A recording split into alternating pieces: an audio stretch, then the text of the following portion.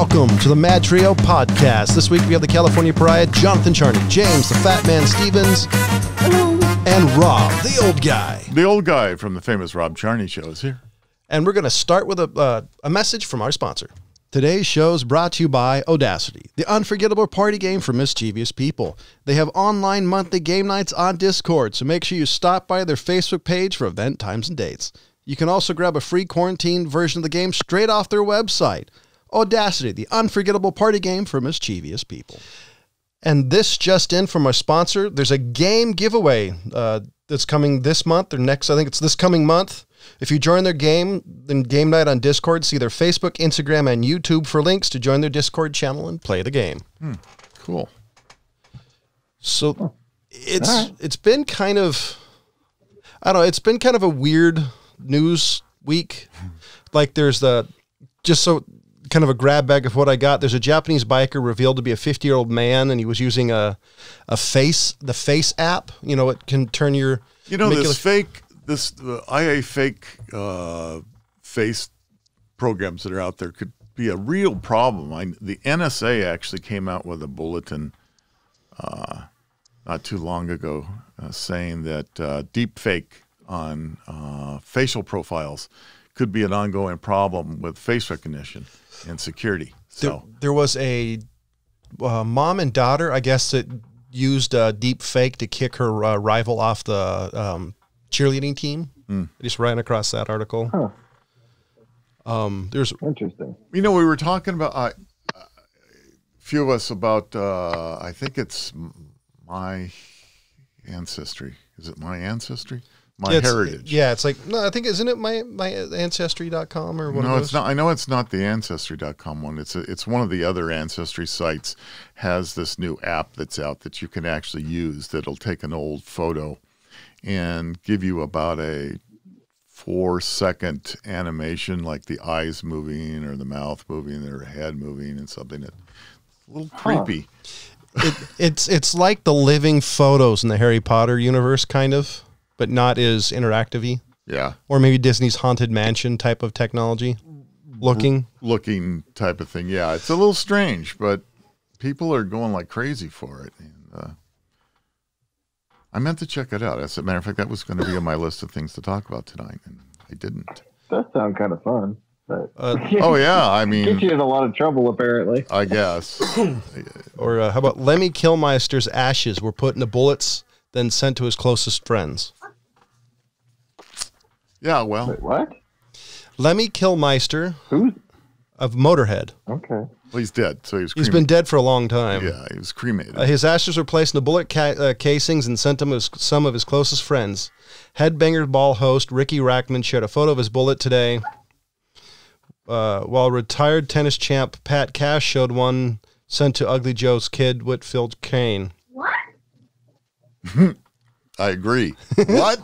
It just seems like somebody who was like, the pure definition of metal. Well, okay. No? Huh. All right. I mean, come on. If they made a movie about a couple of stoners smoking mixing their friends' ashes and their weed and smoking it. I mean, it's not. Oh God.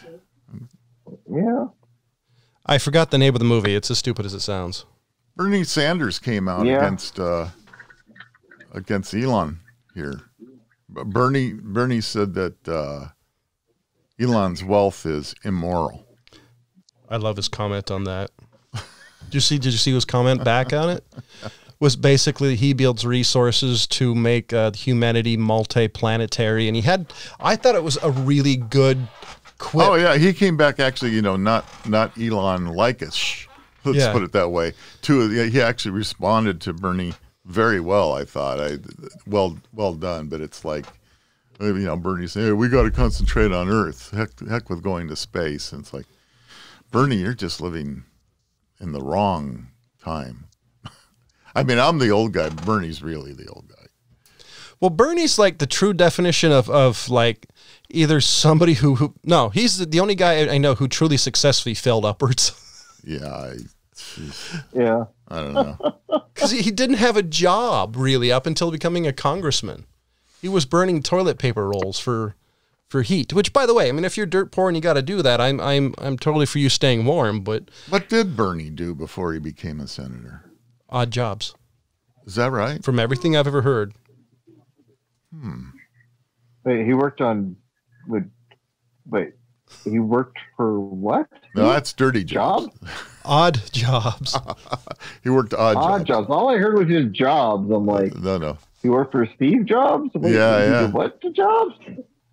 Dirty jobs. Mike Rose show's coming back. Oh, really? Yeah. He's coming out with another season. Yeah, there's been so many people clamoring for him to do some more. Of Dirty Jobs? Dirty Jobs, yeah. That's cool, because I know he's been getting a lot of crap on Facebook. He's actually done a lot more comments on people's comments and sending him messages and stuff on Facebook. Enough that it sounds like he's becoming conservative. Like, I'm surprised his audience hasn't turned on him. It's kind of... Oh, he always has been. He just kept it on the down low. Well, no, it was kind of refreshing for him to... One of the reasons I like Mike Rowe, I don't always agree with his politics when he mentions it, but they're totally for, hey, I'm not a big fan of college, yada, yada, yada. So I always thought that was cool. Trades guy. Right. No, I understand. It was just funny. Oh. Well, I mean, I always enjoyed the show. I like his new show too. I enjoyed the show as well. Yeah. He was a very big proponent of trade schools and just getting out there and working.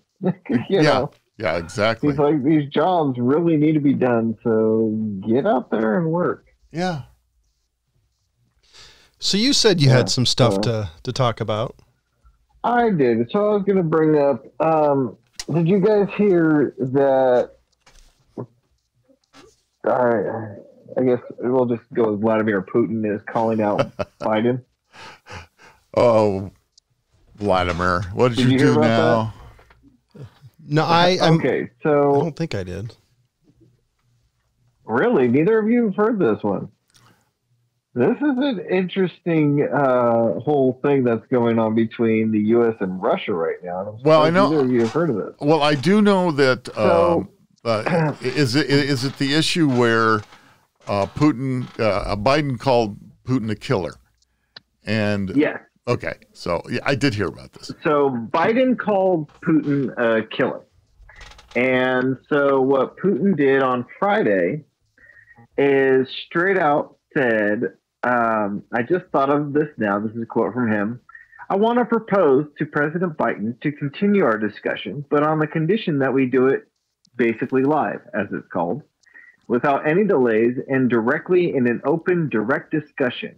It seems to me that would be interesting for the people of Russia and for the people of the United States." They straight called him out to do a debate on live TV aired worldwide between him and Biden. And so Biden's response, hold on, I'm going to pull this up. And this was on, let's see, so the 19th. So on Saturday, Biden came out and basically said, I will get around to it eventually. So he said, I'm sure we'll talk at some point. Biden said when a reporter asked him what his response was. But yeah, he basically said that Putin is a killer and demanded he pays a price. See, this is why. Yeah, I'm like, you don't want to really push the former head of the KGB. He was the head of the KGB for a reason. And this is funny. If you had not said who had said that statement, and you asked people, who do you think made that statement? I bet 90% of them would have said Trump. Oh, yeah. Yeah. I mean, the whole idea that Biden actually said this is, I mean, there are some supporters out there, their brains just kind of exploded. So I see, this is when people are going to miss Donald Trump and his own, kind of orangish way is, I think it's a great idea. Him and I talking Don't you think it'd be grand? We would talk about all sorts of things. Yeah, absolutely. It would take him about 10 and a half minutes to say a sentence, but it would be a wonderful thing. yeah, you know. Yeah. So, but yeah, I just don't see. I'm surprised. I'm kind of surprised that Putin didn't challenge Bernie to, like, you know, sword fighting or Bernie. Not Bernie. I got Bernie in the mind. Biden. You know, to some duel. Let's go back to 1652. That's trial by combat. Winner gets country. The ultimate death match. Great. It's like cyber jocks, except with giant fighting robots. For Alaska, you're getting, you know. That's funny. There's been, let's tell you, talk about that. There's been a number of people in America and in UK specifically who have asked for trial by combat because it's technically still in their law books. In Britain? Yeah. Oh. Yeah. Somebody asked for it for America recently too. No. I'm kind of hoping at some point somebody says dueling was outlawed, and even dueling was outlawed in Britain. So I'm not sure that. Anyway, that was a thing, but that it was outlawed. I just think it'd be funny if the judge says, "Yeah, sure, why not."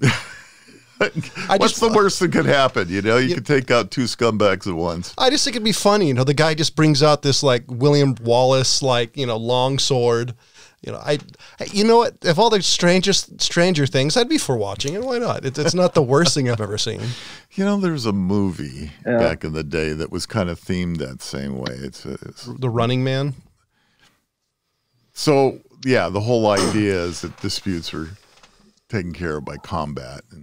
Because the Running Man, and I was joking, by the way, on the worst thing I've ever seen. There was the Running Man with, was it Richard Dawson and Schwarzenegger, where it was that game show. Yeah. Which is a great movie. Great, I say great movie. Great movie in the spirit of Real Flicks Reviews, where we said you can still have a very bad movie and still be good at the same time. Okay, I'll accept that. Because that is true. John, unless it's a movie Cool you were the World. only one that really said that. Yes, because I'm right. You can't tell me that, you know, you said you liked Redneck Zombies and all those movies, and it's a horrible movie. Those are fantastic movies. They are made to be that way. Made to be bad. It's a Schwarzenegger movie. They're made to be bad. Made to be bad, yeah. Well, no. It's like Dolph Lundgren movies. Nobody expects an Emmy-winning performance out of Dolph Lundgren. Really? Yeah. Yeah. I mean, even though he's the smartest person on the set, still doesn't mean he's going to be a great actor. Oh, okay. I mean, but then he knows he's not a very good actor. Yes, but he's getting paid lots of money. Well, he was paid money. I don't know about lots of money. I don't think he was ever if you do a multi-million-dollar. I don't know. It depends on how many moves you do per his year. net worth is pretty high. For his acting career, his net worth is actually pretty high. My guess. But that's because he's also been wise with his money. Exactly. I was going to say, my guess with his IQ, the man knows how to invest. Well, don't forget, though, that the 80s was kind of his big thing. He did the Punisher movie, which was kind of wasn't a big box office movie specifically, but he did... he played a couple of movies where he was played a Spetsnaz. He was in Rocky. He was in some pretty big movies back in the day. He was in a lot of them. For his net worth, he's only $18 million. So I mean, it's not high for an actor. Well, not nowadays. For his career, yeah. I mean, he's really not acting anymore. He wasn't in, as John was saying, it's not a lot of blockbusters, and even the blockbusters that they weren't in a really high movie equity time. Right. So, I mean, well, let's be honest. That's pretty good. Hey, 18 million, you can live very comfortably on that if you're not. Let's be honest. So for the time period, that's pretty good. Kirk Douglas only had 60 million and isn't, when he died, and he wasn't paid a great amount of money compared to actors now too. Residuals. So, I mean, that it's apples and oranges. Dolph Lundgren's IQ is 160. Yeah. He's considered a genius. Well, 130 is genius level, so he's way above that. He's a Mensa member. Well, so was I, but that doesn't mean anything. Wow, so that's crazy. I know, you would have never thought about it. IQ is considered 160. Yeah. Yeah, there's a Matt few Damon. I wasn't expecting of all that. people, huh? Matt Him, Damon. I would have. Ben Affleck, I wouldn't Franco's have. 130. Who? James Franco. Oh, James Franco. You know, I can see James he's only Franco. 130. I can see him. Let's be honest. Matt Damon, you could see being smart. Ben Affleck, you would have been like, yeah, there's no way this dude has an IQ over 80. No, not, you know, they're just, you know. No. What? This is bullshit. Sylvester Stallone's been tested at 160.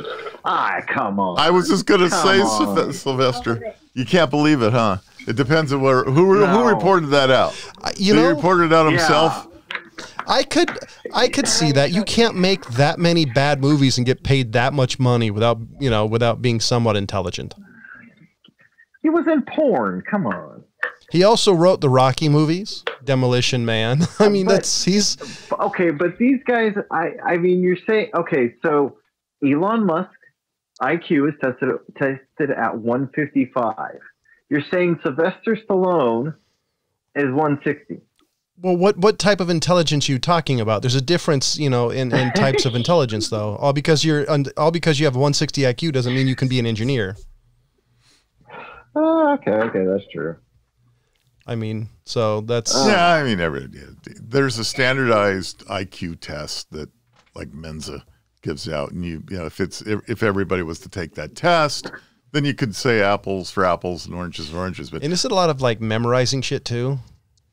You know what? It's a lot. When I took the test, it's a lot of if you have a train going at 170 miles an hour and a bus going at 45, and the intersection is a mile and a half.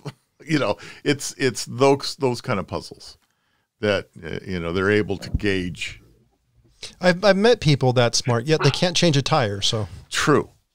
There has been that. It's like the professor in Gilligan's Island. The old joke: he can make a radio out of a bikini and a coconut, but he can't fix a 2-foot hole in the boat. Yeah, exactly. But then the show would have been over with real quick. I mean, it was a fun show. This is true.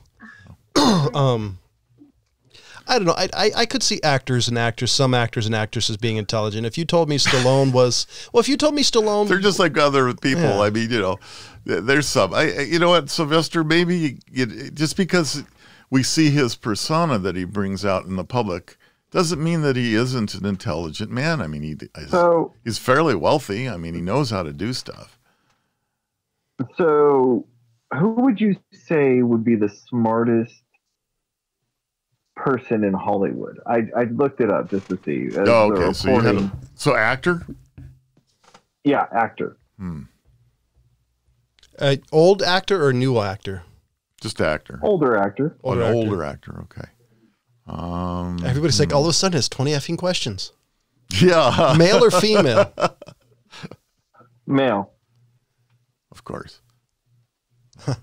Sexist, you pig. No, just because he said older. I mean, they didn't test the women back then. I don't know. Could be anybody. Certainly isn't John Wayne. So you're saying that she was a victim of the casting couch. You're sexist. I'm not going there. James Woods. Oh. James Woods' IQ is in between the range of 180 to 184. Wow. Now that you mentioned that, I had forgotten about reading about how incredibly intelligent that man is. Yeah. He disappeared. He came out conservative, and they just basically stopped whatever he was doing. What is he doing? I mean, he hasn't been in a movie. Twitter. That's where I see him. No, I mean, the only ones that you really see him in is Family Guy. Uh-huh. He's on Family Guy quite often.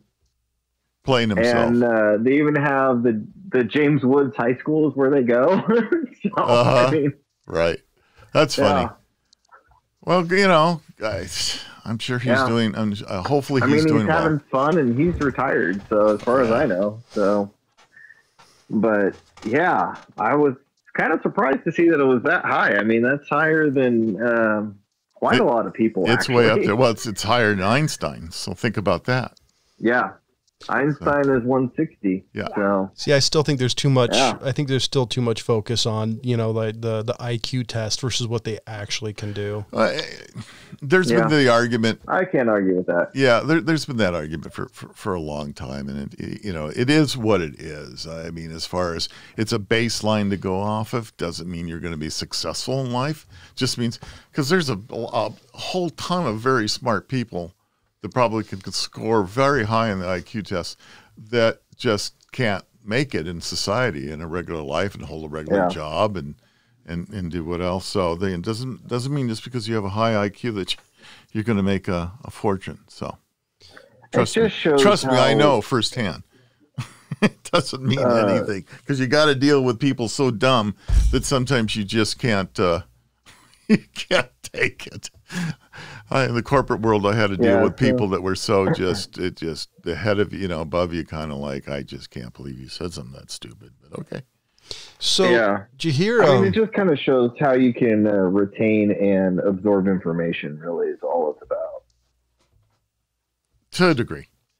Yeah. I mean, because I guess is there anything on there that's like practical skills, like my So it's supposedly there's a like the old guy, for example, knows a guy who can looking at pictures and taking a couple of dimensions can reproduce something almost 1-to-1, like that level of brilliance. But put him in a room full of people, he's more awkward than a fish out of water. But I think the person you're talking about, to be honest, is slightly on the scale. His IQ is ridiculously high, but I think he's Asperger's. And so socially, he's so awkward that no matter how high your IQ is, it makes it very difficult for you to interact with normal day-to-day. So he's kind of like Rain Man. In a way, yes. Mm-hmm. Not quite that severe, but yes. But I mean, he's been very successful. He's basically a programmer, and he knows he doesn't have to work in an office full of a bunch of other people and try to fit in because he wouldn't. But yet he's very nice. You've probably received a lot of spam. So, and that too. Mark, there's a guy I wanted to talk about, but I couldn't remember his name because my notes, he wasn't on there. A guy by the name of Mark Rober. You may know him from all these morning talk shows and other stuff. Is the guy who makes glitter bombs. Oh, yes. But so what he does is he started doing it because of package thieves. So he made this really fancy box that has multiple cameras, GPSs. It does glitter amazing. Bombs and all sorts of things. I watched a couple YouTubes. So there was one released. I actually don't see the release date, but I just recently saw it. So I'm assuming it's within the last month. The headline is Glitter Bomb Trap Catches Phone Scammers Who Get Arrested. So he hires a PI and it contacts these YouTubers who actually their goal is to screw with scammers, so that like he'll actually get control of their computers and do all sorts of stuff to them. And so using a couple of these guys was able to actually arrest some of these mules. Like basically they get the money and they have to some people like FedEx the money, and then they'll turn that FedEx money into a money order, et cetera, and send it overseas. Right. So basically, this was the guy trying to get like the captains, like the main people who get all this money. He actually gets a couple of, gets at least one arrested, and he's dealing with like the FBI, Department of Homeland Security. There's a footage in here that there's a number on the bottom of the box. The cop calls calls him and basically saying, "Dude, this is awesome." Basically saying this is an awesome piece of equipment you bought.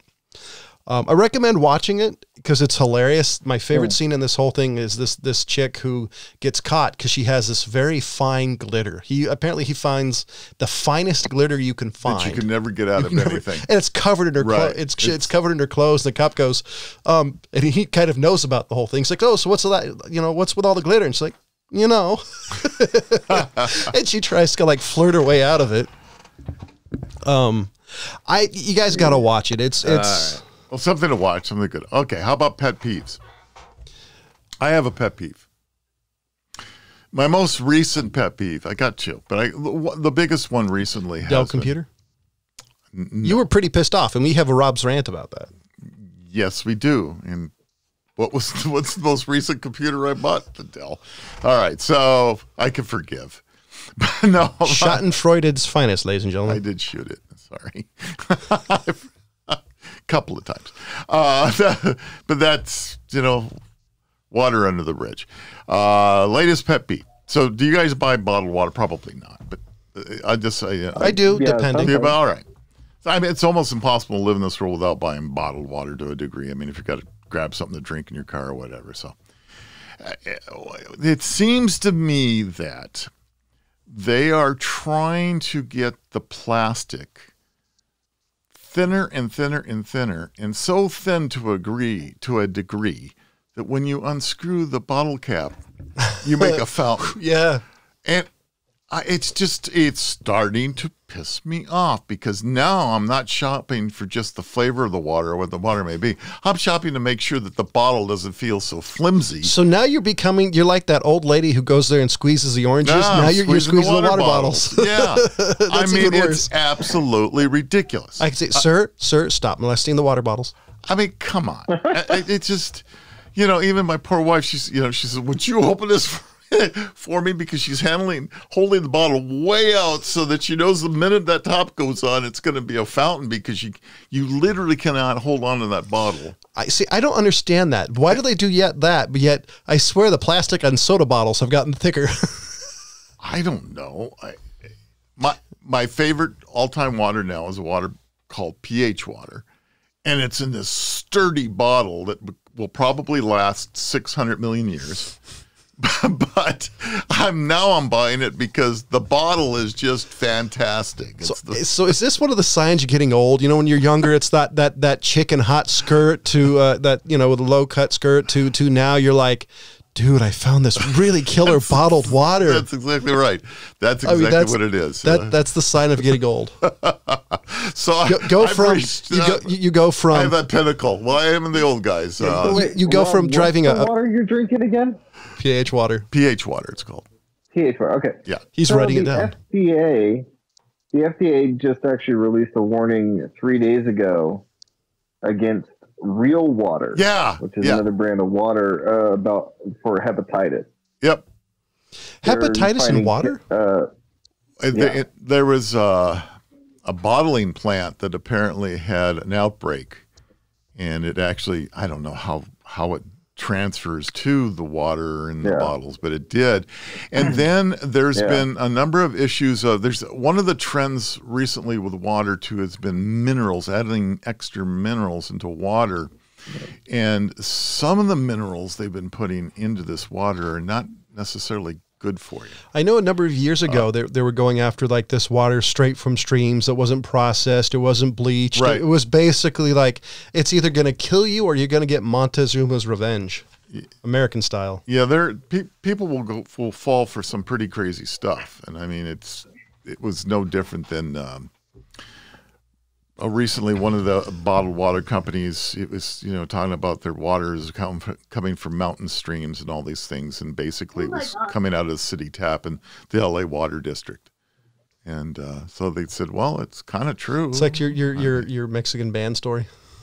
So my story in Mexico is when I was traveling with a band in Mexico, and one of the stops was in Mazatlan, and we were in the hotel. And one of the things, of course, back in that particular time, and we're talking about 1970, the water in Mexico was not particularly safe to drink, and so we were always told to drink. Basically, Coca-Cola was the safest thing to drink. Yeah, it wasn't great with toothpaste, I can tell you that much. But it was almost pre-bottled water. I mean, I don't think in the 1970s.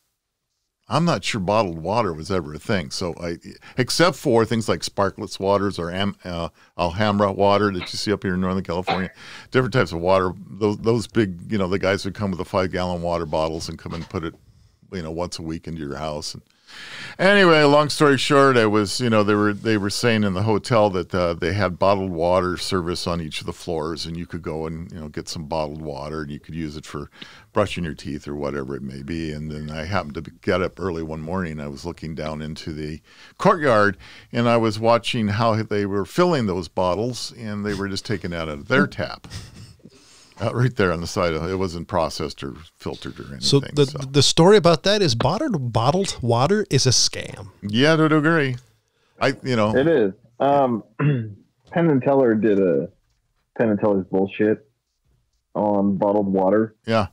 And one of the things they do is they open this kind of fake restaurant where they have a bunch of people come in and try bottled water versus tap water, right, versus water filled out of a hose. Right. And they went around and nobody could really tell the difference. Yeah. And then on top of that, they went in and kind of did a whole thing on all the major bottled water companies that didn't always go by which is which, but they found that most of them are just as good as the shit you're getting out of your hose. Mm-hmm. To a degree, because your public water systems have to meet a certain standard. I mean, so doesn't surprise me. You drink it out of the hose. As a kid, like my dad would have rolled over, in his grave now, knowing that, people are paying what they're paying for bottled water because, you need a drink, there's a hose. You got when you're out playing. I mean, I never once thought about not doing that. Because you would have been like, hey, Dad, I want to go buy some water. Yeah, wow, right. What was that, son? Yeah. That's he gives you that smack that like makes you kind of blink and restart. Well, you go that far back, the whole idea of buying bottled water was not in their lexicon at all. It was just like, what? Bottled what? Yeah, the only thing that came in bottles was juices and soda. Yeah, so pretty funny. So that's my number one pet peeve for this week.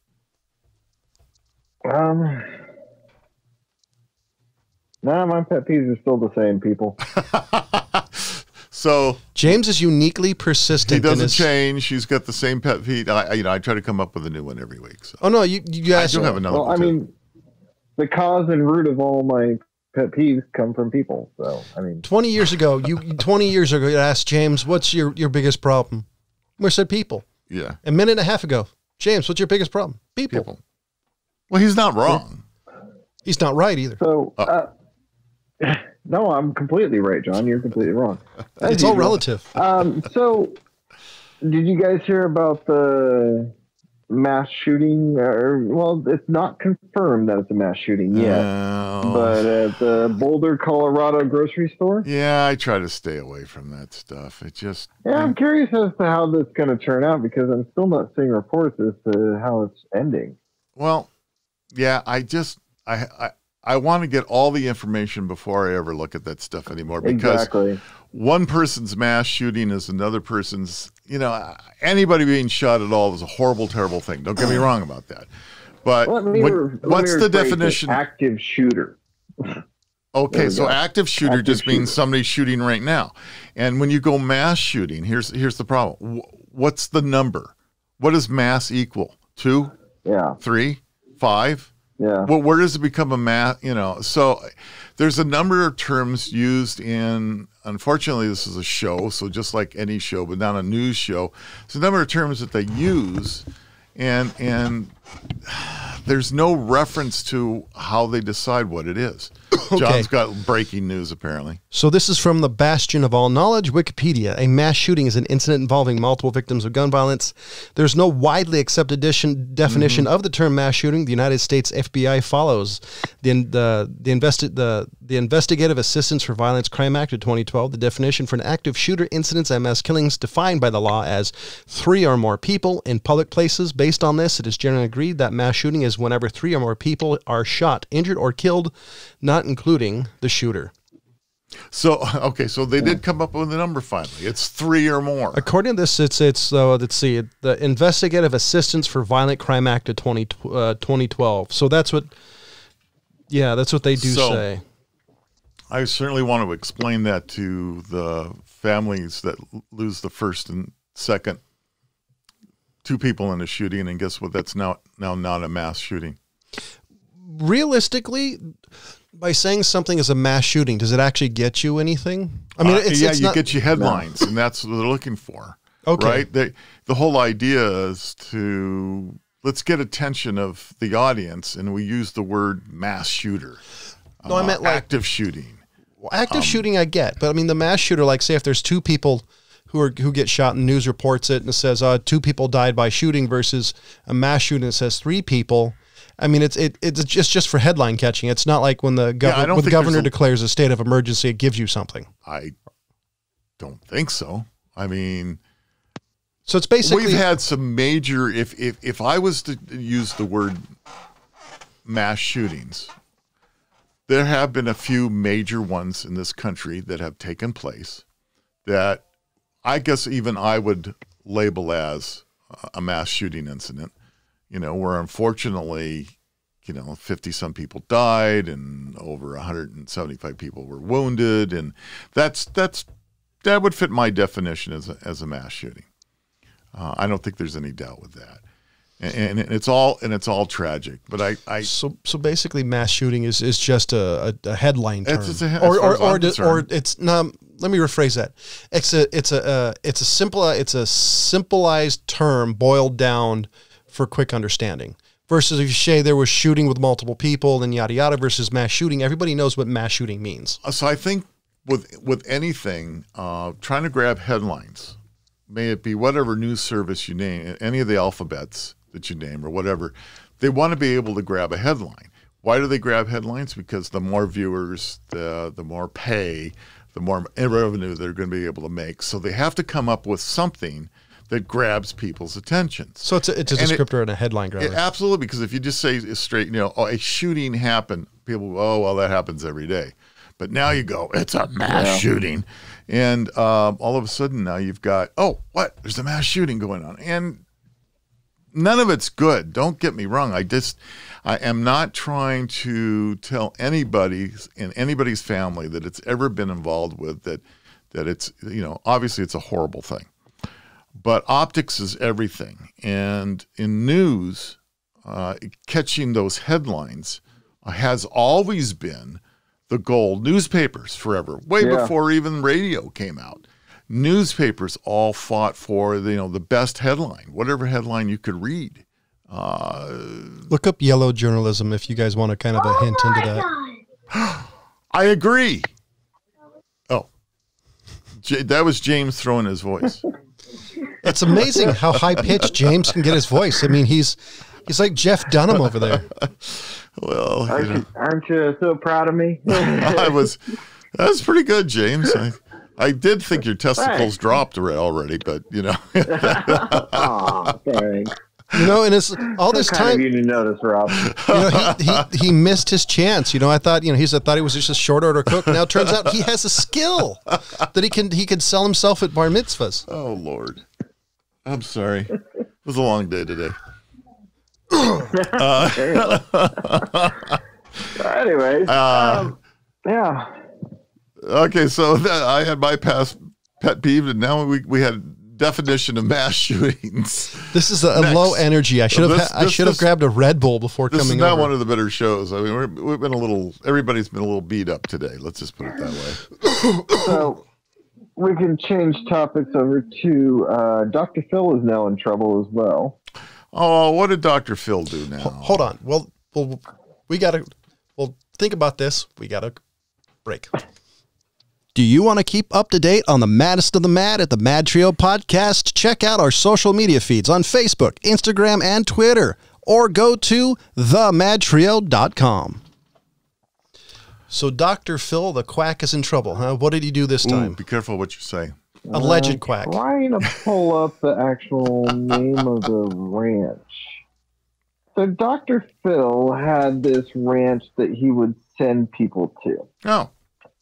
Okay, for therapeutic? A troubled teen wilderness program that he was associated with. Okay. And associated. So do you guys remember the Cash Me Outside chick? Yeah. So apparently she was sent there, Daniela Bergoli. Here it is. Turnabout Ranch in Escalante, Utah. Now, she said she was basically kidnapped in the middle of the night, handcuffed at 13 years old, and put in a car and driven out there. This is part of the program that she was signed up for. Where was it located again? Utah.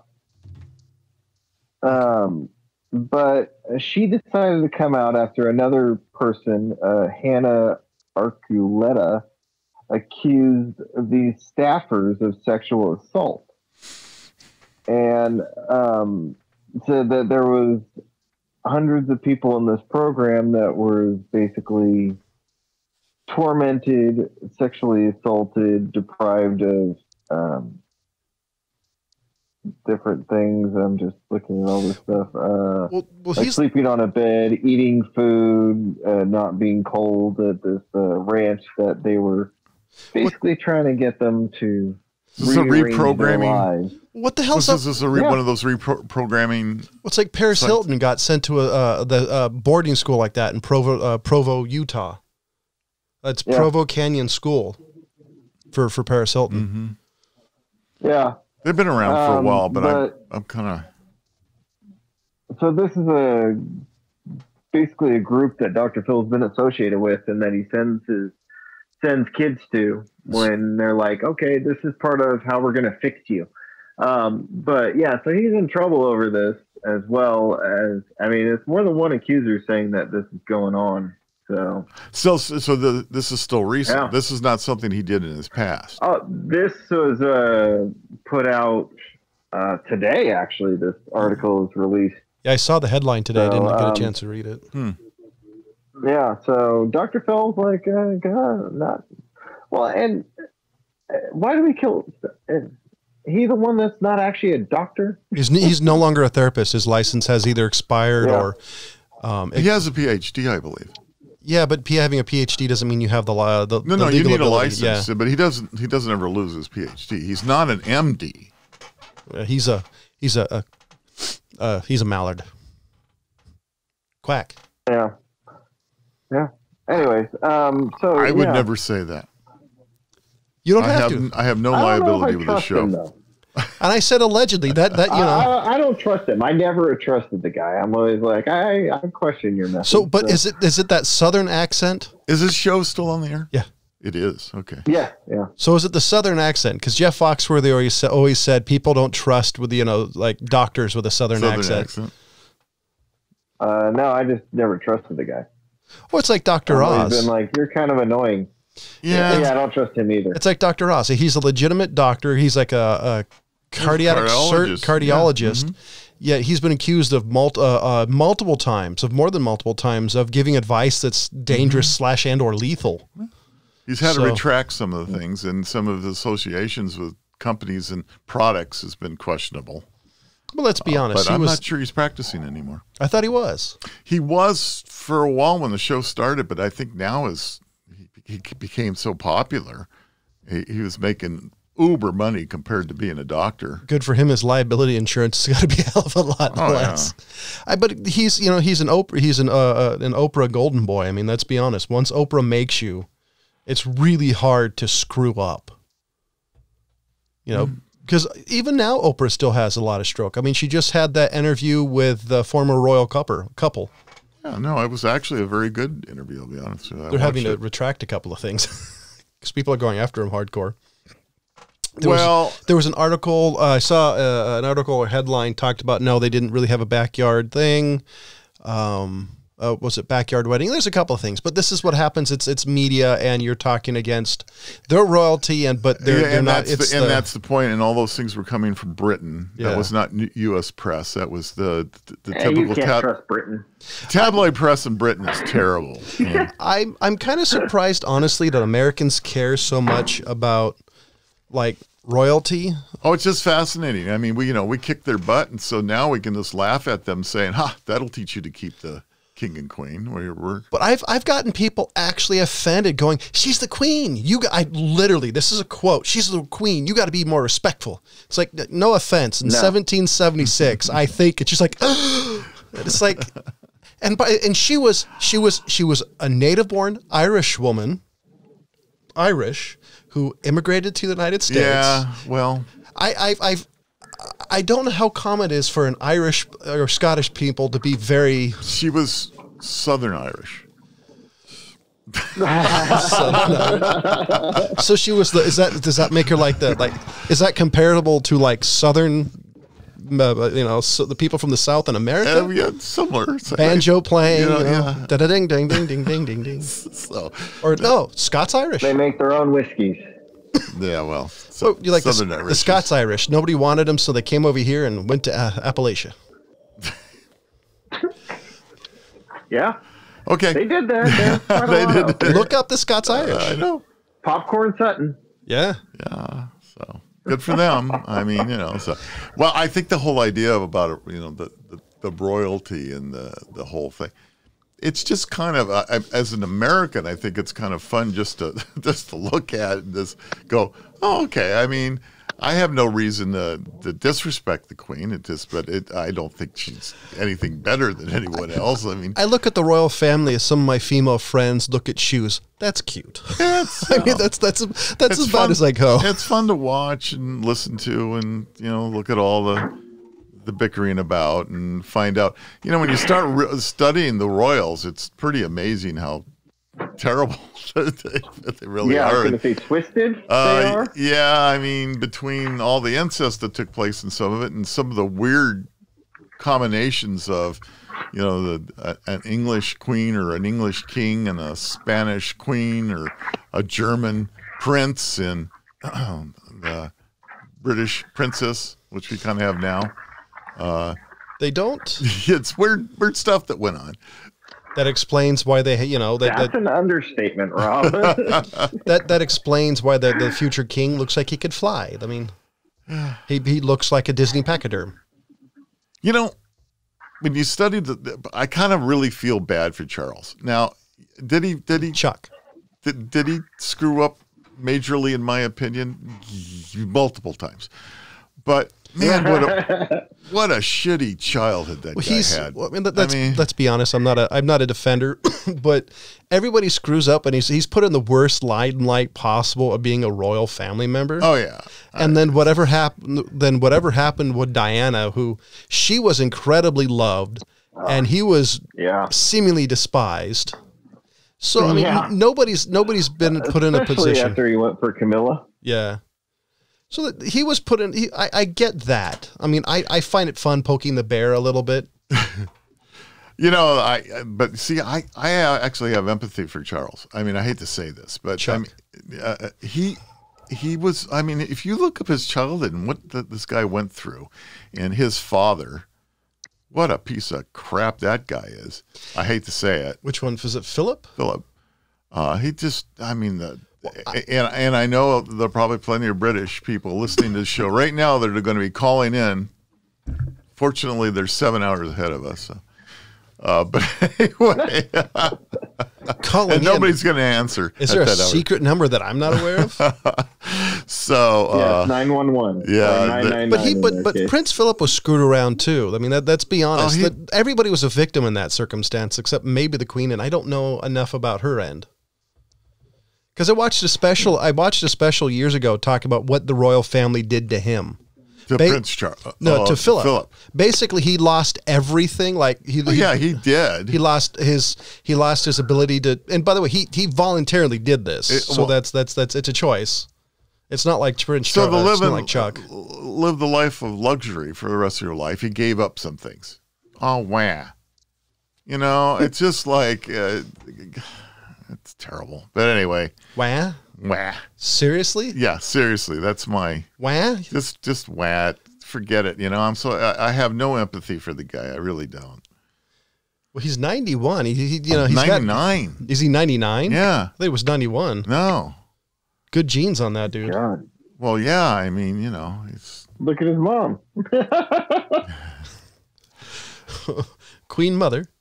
Yeah. Well, anyway, so I was just trying to say that I have a little empathy for Charles because I just, it may sound like it's a great life to live coming up as the prince, but my God, stuff that he had to go through is just, would screw up anybody, just to be honest with you. I wouldn't want to be the musician, and I wouldn't want to be the person, because that position, anything like that, especially if you've paid attention to history or any sort of fantasy fiction novels. It never goes well for princes or princesses. Look at Game of Thrones. Yeah. In some respect, that may be autobiographical. If you talk about, I don't know. It seems there are an awful lot of happy people in Game of Thrones. After the fact. Well, they had plenty of fluffers. So. Wow. Hey, they started it. Rob. They started it, not me. And now James is going for the reach around. Ladies and gentlemen, this is the bluest episode of the Mad Trio show ever because everybody's really tired. Good job keeping the show PG. Yeah, we kind of blew that for this episode. You'll have to put a warning label You're on still it. going, Rob. Change your terminology. It's the old guy's turn. Yeah, it's usually Ryan. It's my turn, I guess. The load's all over the wall now. We apologize to our viewer who made the request. That's right. That's what makes the show so entertaining. You never know what's going to come out of our mouth. We haven't had any alcohol either. Not like playing our sponsor Audacity, which is an amazing drinking game. Talk about that, ladies and gentlemen. They do have coming up next month, I believe, a game giveaway. Please check out their Facebook Audacity. We need more money. Our one major sponsor, we're not getting enough. Hey, they're great people. I talk to one of the Audacity people weekly. They're awesome people. I have no doubt about it. Anyone that's willing to put up with us and our show, they've got to be great people. Right? I mean, somebody needs a drinking game, a little social lubricant to get yourself kind of really wondering how hammered you can get. It's like it's going to be cussing, a really bad joke, Because some episodes, if you talk about cussing, you're going to be absolutely knackered by the end of it. You're going to need a driver to get you to your bed. Dead air. Nobody had anything to say to that. Talk about alcohol. James brought up last week how you can import English Scottish whiskeys for no fee. I did recently read this year that exporting it to there's a cost. They have it's like 25%. Yeah, they have tariffs on our alcohol going over there. So there were a lot of distillers apparently really pissed that you can get it in for cheap, but they didn't do it the other way around. Which I can understand. Let's be honest, it's a small country. That goes on with every commodity. I don't care what it is. Maybe cars, the corn, to alcohol, to one country have a tariff, another won't, vice versa. It's just the world. Oh, and I just thought it was funny that the fact of you can get amazing alcohol for free. Never mind the American stuff. Just imagine if they didn't have a tariff of our alcohol going over there. Just imagine how we could flood that country. Because remember, they're a little island. It would. There could literally flood the country. We could literally flood that country with. I could see. I could see Johnny Walker. I can see it now. The great whiskey disaster. Yeah, it'd be in the newspaper. London drowned by American whiskey. That's right. Instead of oil tankers, we'll send whiskey tankers over there. It's like the story back in the day when that thing of molasses blew up and killed a bunch of people. Except it's going to be a giant barrel of whiskey. So I can totally understand why England has a tariff. It makes perfect sense because they wouldn't stand a chance. They would just flood it. However, London would be disinfected. Not that it doesn't need that. Finally. But finally. Yeah, I mean, maybe we should flood San Francisco with Russian vodka. Be nice and sparkly clean. No, our own. I'm not buying any Russian vodka. It's going to be United American vodka. The real thing. The heck with this Russian stuff. Smirnoff. Wow. Okay. If you're gonna go for something, do like was it Tahoe vodka? It's one that's made somewhere around us. Yeah. It's actually pretty good stuff, and I'm not a vodka fan. There's Grey Goose. And there's all kinds of vodka for a while there, and I don't know how recent, but for a while there, everybody was making a different vodka. And Dan Aykroyd. It was just the whole thing was vodka. I heard something funny about Grey Goose years ago. That originally it was bottom of the shelf vodka and they could never sell it, so they just raised the price and all of a sudden it started flying off the shelves. I don't know if it's apocryphal or not. Isn't it interesting how you could take an item and it was something that was just a plain whatever in a grocery store and market it, just market it in a way that all of a sudden it becomes fantastic and the prices go and it literally just doesn't change. I have to be honest. I really want to buy a bottle of this Crystal Skull vodka. It's Dan Aykroyd's bottle just because it's a Dan Aykroyd like alcohol and the dude's a nutter. But I can't get myself to spend $90 on a skull-shaped vodka bottle. Is that all it is? Yeah, it's like 90. It's like last time I looked, it was like $90, but this was years ago, so I don't know how much it is now. I mean, it must be a collectible. Is it still being made? Yeah. I used to see it all the time in Bevmo. So what did Dan Aykroyd have to do with it? I guess he was involved in the process. There's an episode of the Joe Rogan podcast where he's talking about all the stuff he did to the vodka. Rogan was rolling his eyes the whole time. Oh, so supposedly Dan's saying that he was hands-on in it. Yeah, really. I wonder if we can see if you can get our producer to get him on our show. That guy's already a recluse. I'm not sure. It's like he'll be like the mad what? Can't get anybody, huh? We don't seem to be able to get anybody. No. Hey, Dan. I was wondering, hey, how about coming if you're listening? Would you come on and just, yeah. I'll buy a bottle of your alcohol. Matter of fact, I guarantee if you come on our show, I'll see the latest Ghostbusters movie that's supposed to come out between now and 5 years from now. Well, I just think that we just mentioned his vodka, how much his stock prices just rose because of us just mentioning it. Nope, didn't rise. It's not. I didn't say pulse. We'll take 25% of your net worth. Yeah. I mean, we just helped his stock. Actually, that's we'll take 25% of that. I am actually curious in who actually makes that, or if it's his own. So research for next week, if I remember. If you remember. This has been the most laid back, spacey episode because I'll be honest, I got like 3 hours of sleep last night. You know what? It started out as 5 hours, and then it went 4 hours. Now it's 3 hours. It's dramatic podcasting. Yeah, no kidding. Tomorrow's going to be no hours. Yeah. You didn't sleep at all. I didn't sleep at all. Wake up, sir. If it wasn't for the massive amount of caffeine I drink on a daily basis, I'd probably be asleep right now. Okay. Coffee. Matter of fact, if anybody's out there listening, send me coffee.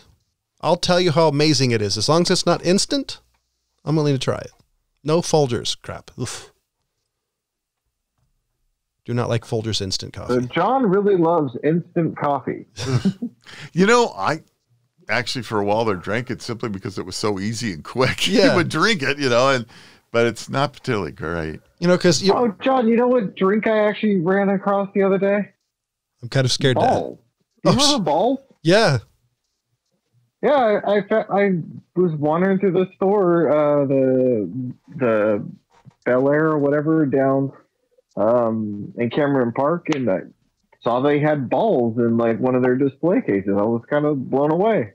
I hadn't seen that in at least 15 years. Did you look at the expiration date?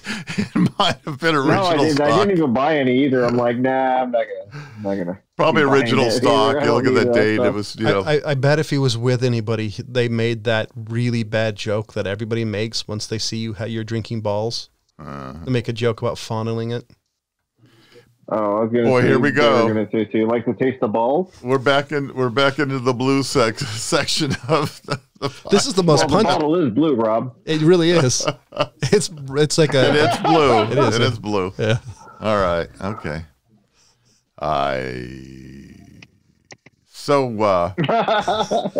Sponsor's going to call us. It's like, hey, can you just scrub our name from that episode?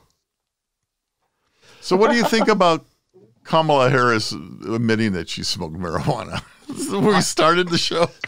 I actually think it's cool. I mean, because I actually think it needs to be legal because at this point, I think it's a farce to say it's a Schedule I narcotic. Which, if y'all aren't up on this, what Schedule means, basically, the United States federal government is saying marijuana is as lethal as heroin. Which I've never met anybody who knows anybody who died from marijuana. The only thing marijuana is guilty of is giving you bad taste in food and movies. So I'm hoping that they make it legal because they should. The fact it's legal in Canada straight through. In law enforcement, we never worried about stoners ever holding up banks. I mean, the fact maybe is, an occasional round table. they didn't usually do armed robbery or. No, I could see a pizza place.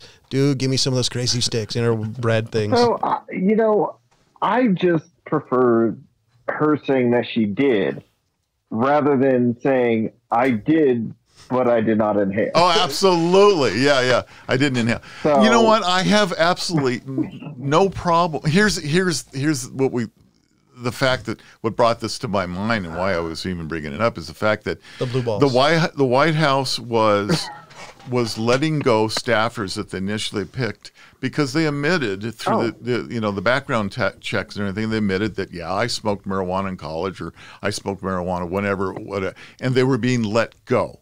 Okay, so here comes Kamala coming out. And during her campaign, when she was running for president, saying, yes, I smoked marijuana in college. So now we have the Biden administration being hypocritical in that the vice president admitted that she did smoke it, and yet they're letting all these staffers go simply because they had. Didn't mean that they are currently under the influence or smoking or have anything to do with it. It's just like their hypocrisy is what is going to really kill me with this administration. I'll be honest. I actually kind of like Kamala a little bit more because she said she was a stoner. Now the question is, she didn't say she was a stoner. She just said she did smoke marijuana. Now, she didn't say if she did it once, twice, 5 times, 100 times. The point was she just came out and said she did. So let's be honest. Now you're going to talk about the previous administration. How many people there were smoking weed? Because you know what some of the press secretaries, were outside the backside of the White House going, this guy's not, I think you'd have to be stoned to deal with Trump. I think it's cool because I think what it is doing is, I think it's making it more open. I think the hypocrisy of it is it's standard. That's the problem. It's standard. Well, the problem is you're playing to somewhat of the more conservative base. I mean, let's be honest. I know, but I think they're going to have to, if they came out as the progressive in this competition, right? Because I don't even want to call it an election because in some respects it was, one side beating the other side trying to get, their story. So, Biden's 80 years old. He's never been pro-weed. Probably not. It wasn't in his generation. So. And I guarantee if something unfortunately happens with him in the next 4 years, that Kamala that'll be on the list of things because as somebody who was the AG of California, it made her life easier because she didn't have to arrest people for stupid things. Because marijuana, getting caught with weed's a stupid arrest unless you're talking about pounds of it. So the only thing that I've ever thought about on legalizing marijuana is that there have been some studies stated that chronic marijuana smoking can damage and has damaged people. So does chronic drinking. It crystallizes the liver. I don't disagree with it. It doesn't mean that, we tried prohibition once, didn't work. Don't think we're going to try that again.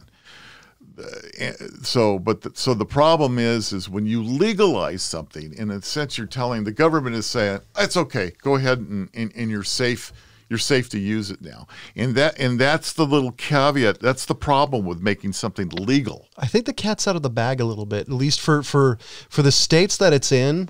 Like, because I remember back in the day when everybody realizes all you had to do is if you were a guy, you'd say, I'm having sleeping problems. If you're a woman, you would say, I'm having really bad PMS. That's as literally easy as it was for people I know who got their green card. So I think the cat's out of the bag a little bit because the people I know smoked a ton of it. And now they're just like, whatever, it's weed. I'll smoke a little bit on the weekends. Now the question is on other states where it's not, like Texas, where they're still arresting. So there's still going to be some of it, but I think everything settles down because the bloom's off the rose. Yeah, I don't know. I guess what I'm saying is I understand both points of legalizing it and not legalizing it.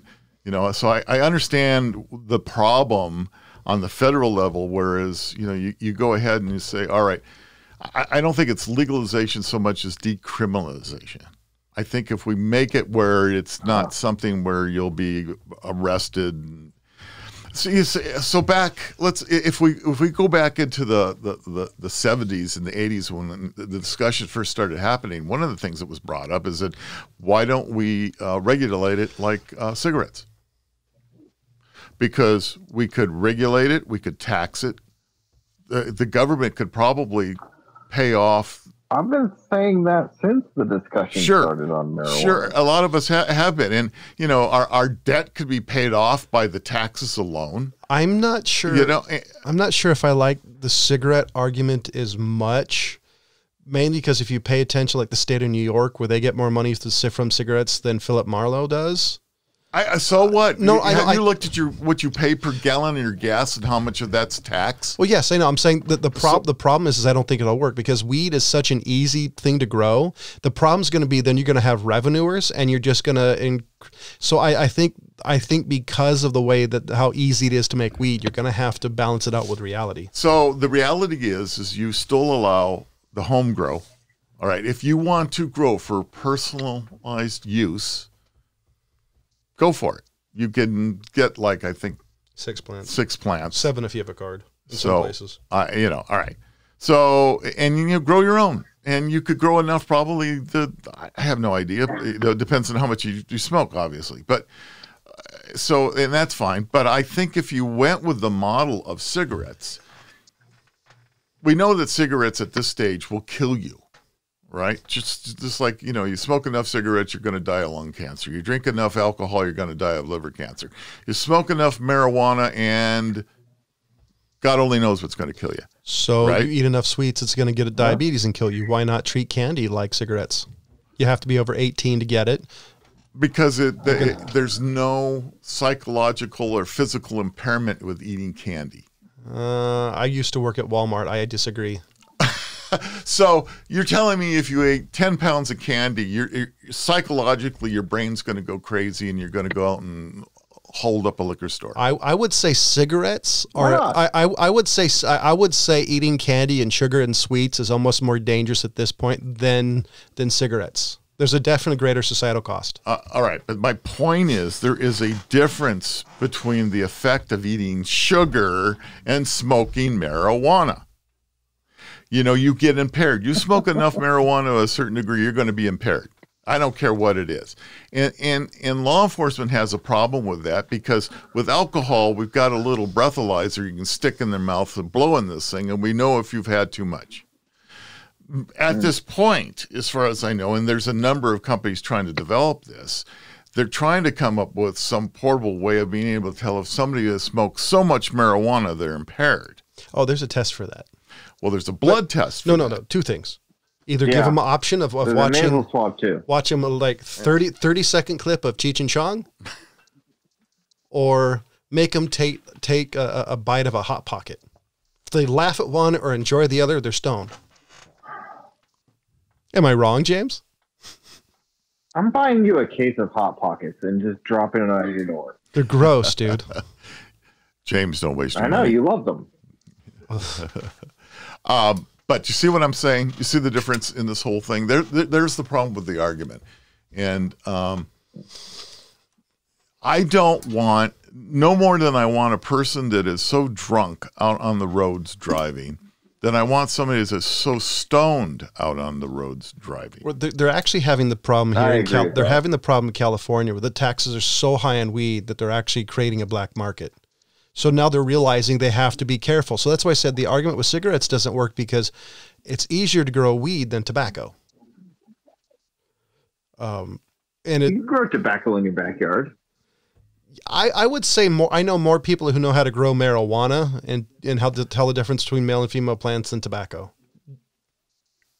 Okay, so I understand that argument. You're right, but. And that has been the argument against doing the cigarette model with marijuana. So then you go to the alcohol, because alcohol has to be licensed and regulated and taxed as well. Mm-hmm. So I think it's a hybrid of both. It comes up with that's needed.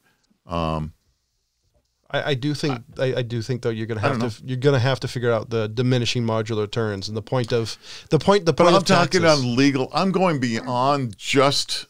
I'm not arguing with what you're talking about because there's always a black market, just like there's still a black market for alcohol. Well, yeah, no, all right, yeah. So it's still out there.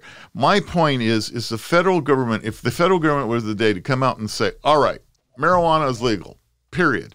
To what? Now you got to make, you can't just say, all right, everybody can have 10 tons or kilos or whatever you want to call it in your backyard of marijuana and say, okay, that's perfectly fine. And them not being a distributor. So there's a whole series of things that you got to make up as far as the law goes. It just can't flip a switch and say, okay, today it's illegal, tomorrow it's legal. Because there's all these things that you're going to have to do. And it's societal. So I think we're getting to that point. Colorado, right, if I understand correctly, from like sapling, seedling, whatever you call baby weed plants. Baby weed plants. It's tracked. It's basically tracked from growth to store. Every plant is tracked. There's a tag on it. They know where it goes. So you're talking about for now. This is Colorado, where it's 100% legal, but everything's tracked. It's 100%. Wait a minute. It's legal in It's legal in Colorado and other states. So you mean the cartel can come into Colorado and distribute as much marijuana as they want? Now, how are they following the black market part of that? It's legal until you get caught. No, so so what they do, so to legally do it, they track all the plants and it's entered into a database, and all that knows from, if I remember from what I saw on like nightly news, it goes from the place it was grown at to the store to the government, Fine. So that in some respects, that's a cigarette model. And alcohol. And alcohol. The same way. Yeah. So, but you're still, I guarantee you they still have a black market going on, and it's probably bigger than ever. The story I heard, it wasn't so much there, like, because they couldn't, the people who were selling illegally were selling harder drugs because because weed is so cheap. The neighboring states actually had the bigger issue because everybody was going to Colorado and buying a weed to bring it into their state. Yeah, okay, because so it's legal in one state doesn't make it legal in another state. That was the issue last time I heard Colorado was having. Which is a positive side, because then you could really throw the book at these people who are selling hardcore drugs. Instead of giving people life sentences for weed, give them a life sentence for heroin, meth, actual drugs that are, I would say, a true danger to society. I don't know that states today are doing what they used to do with marijuana, unless, of course, you're caught with such a large amount. Personal use, whatever it may be, an ounce. Yeah, I think in California, it's like on you, like out in the public. I think you get caught with an under an ounce, and I think you're fined. It's a ticket, I think. And that may be, for most of the country, some states excluded, but I bet for most of the country it goes that same way too. But just simply because they got too many other things to prosecute and arrest people for than to deal with the minor use of something like that. Man, I wish we found this topic before, but before we just went 12 minutes over. Before we ran out of time. So, ladies and gentlemen, quick question. If you care about weed, if it's your favorite thing, if it's your version of the American pastime, email John. Let us know. Or if you hate marijuana, let us know in our social media feeds. Any final words? No, I've said everything I can say for the day. James? Sure. Yeah, that's weak. So, well, this was fun. Thanks, everybody. Yeah. For the California Pariah, for the fat man and the old guy, as always, thank you for listening. Goodbye. Goodbye.